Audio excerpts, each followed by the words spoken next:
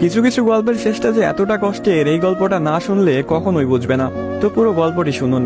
একটি 19 বছর বয়সী মেয়ে তার প্রেমিকের কাছে গিয়ে বলে, আমার 20তম জন্মদিনে তুমি আমাকে কি উপহার দিবে?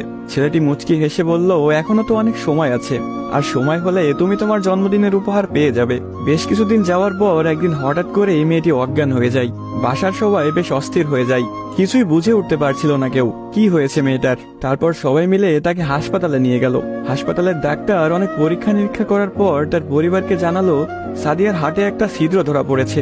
এখন যদি খুব তাড়াতাড়ি হার্ট পরিবর্তন না করা হয়, তাহলে হয়তো সাদিয়াকে আর বাঁচানো সম্ভব হবে না। সবাই এই কথাটি শুনে কান্নায় ভেঙে পড়ল। সাদিয়ার মা বাবা কিছুতেই মেনে নিতে পারছিল না।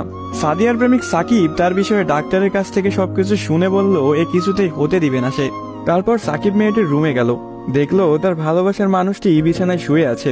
সাকিবের কাছে যেতে এই মেয়েটি বলল, সাকিব, আমি মনে হয় আর বাঁচবো না। সাদিয়ার চোখের পানি মুছে দিয়ে সাকিব বলল, কে বলেছে তুমি বাঁচবে না? তুমি খুব শীঘ্রই ভালো হয়ে যাবে। মেয়েটি বলল, তুমি কি করে জানলে? ডাক্তার তো বলেছে আমার হার্টে একটা ছিদ্র ধরা পড়েছে, আর আমাকে বাঁচানো সম্ভব না। ধুর পাগলি, তোমার কিছুই হবে না, দেখো তুমি ভালো হয়ে যাবে। এভাবেই বেশ কিছুদিন যাওয়ার পর সাদিয়া সম্পূর্ণ সুস্থ হয়ে যায় এবং বাসায় ফিরে যায়।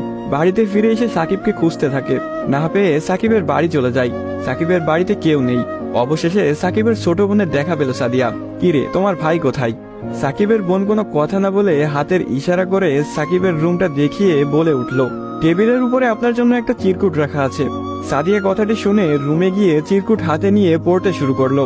প্রিয়তমা, আমি জানি যেদিন তুমি এই চিরকুটটি হাতে পাবে সেদিন তুমি সম্পূর্ণ সুস্থ হয়ে যাবে, সবকিছু ঠিক হয়ে যাবে আগের মতো, যেমনটা আমি তোমাকে বলেছিলাম। আমি বলেছিলাম না কিছু হবে না, দেখছো তাই হয়েছে। তুমি আমার কাছে 20তম জন্মদিনের উপহার চেয়েছিলে না? অনেক ভেবেছি, কিন্তু তোমাকে কি উপহার দিব ভেবে পাচ্ছিলাম না। তোমার অসুস্থতার